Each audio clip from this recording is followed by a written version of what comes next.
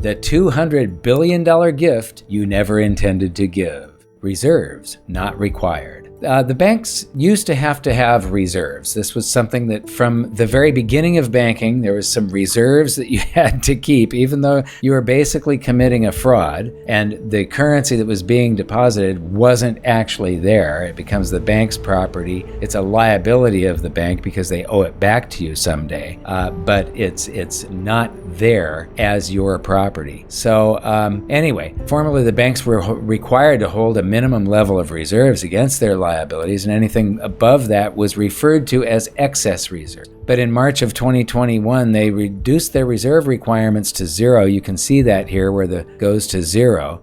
They eliminated reserve requirements. There's no more required reserves. Therefore, they are all now excess reserves, basically, because they aren't required to have any. And this includes vault cash. And, so the currency, if you want to go and get dollars, the banks are no longer required to have some currency on hand, some paper currency. So if you look real close on this chart, you'll see a little tiny blip right there. And that's Alan Greenspan's response to 9/11.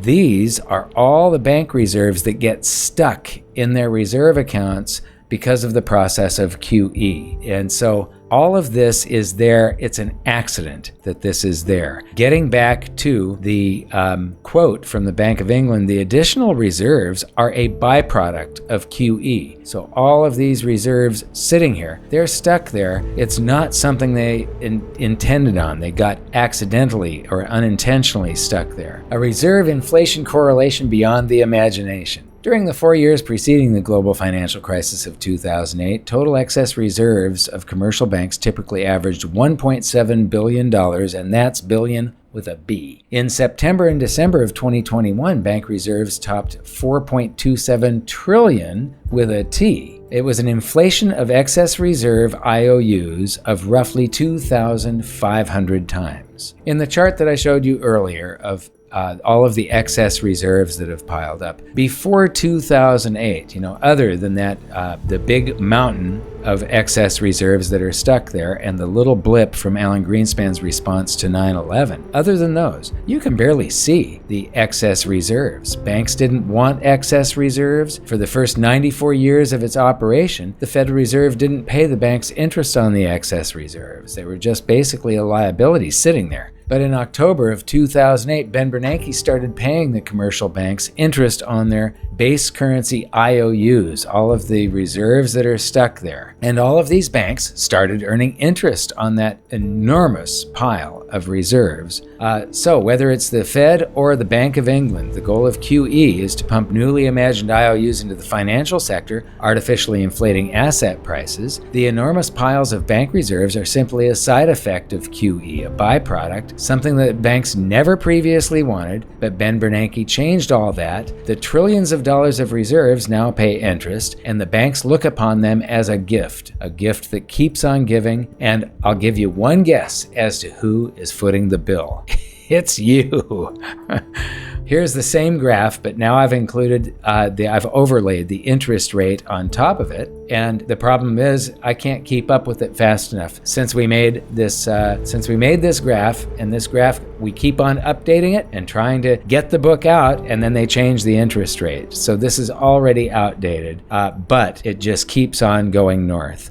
Here's the chart of the cumulative amount of payments that we have made to the banks of over $200 billion, and now it's shooting for the moon because whenever we try to raise rates and tighten up things and slow down the inflation and so on, the interest rate is going up. So when they're doing all of this tightening and talking tough, it's literally raining free IOUs on the banks. And right now, this is just absolutely shooting for the moon. So you can see that it's over 200 billion is the cumulative amount, but now we're already growing at a pace where we're paying them more than 100 billion per year, and it's only accelerating. When I saw this, though, I had to ask myself, where does the Fed get the currency to pay the interest? Because they can't just print currency. That's against the rules. They have a balance sheet. The balance sheet must always balance assets minus liabilities, and capital must always net out to zero. And since every IOU is a liability, it means they must always acquire an offsetting asset whenever they create an IOU. Therefore, central banks can only create currency by acquiring assets. So where did they get the currency to pay the interest? Small ebook, big impact, the wealth tree. The only 4 ways that will make you financially free forever. Download it here for free. And the answer is that it comes from their profits. And where do they get profits? All of the assets they buy pay interest. That's where the profits come from. What are those assets? They're mostly U.S. Treasuries and mortgage-backed securities. Who pays the principal and interest on those U.S. Treasuries and mortgage-backed securities? You! I'm sorry I'm laughing, because this is a really sad situation.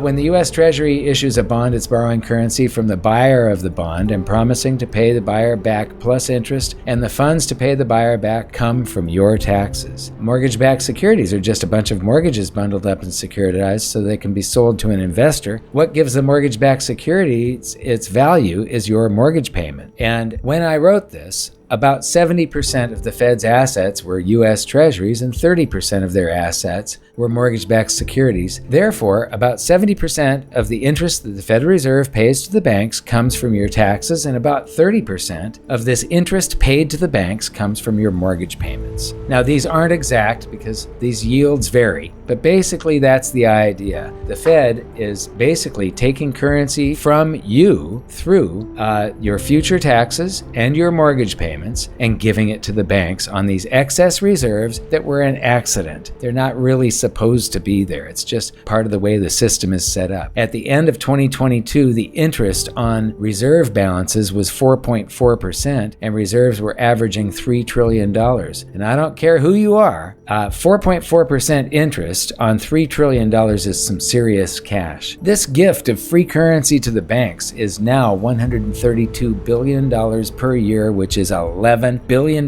per month. And it's all coming out of your pocket. Who knows how much it'll be by the time you watch this video, but I do know one thing. It is all coming out of your pocket, and it's even worse than that because you're going to be paying for it twice, and so are your children. According to the Federal Reserve's charter, it is first supposed to deduct its business expenses and then pay dividends to its stockholders, and its stockholders are the members of the member banks of the Federal Reserve system. And it pays them a 6% dividend on their investment, the capital that they have to put up. And then they're supposed to turn over all profits to the U.S. Treasury to reduce our national debt, to reduce the annual deficit, reduce the national debt. Now, every week, the Fed used to pay the Treasury a couple of $1 billion, but since the interest rate on reserve balances exceeded 3% in September of 2022, the Federal Reserve started experiencing some significant losses. And they just keep on booking them to this account that is remittances due to the U.S. Treasury, and it's gone negative. They used to have an amount of profit and pay it out, have it and pay it out, and so that's the reason this line is flat. But since they can no longer pay it out, it's accumulating as a loss that they just book there. And so this means that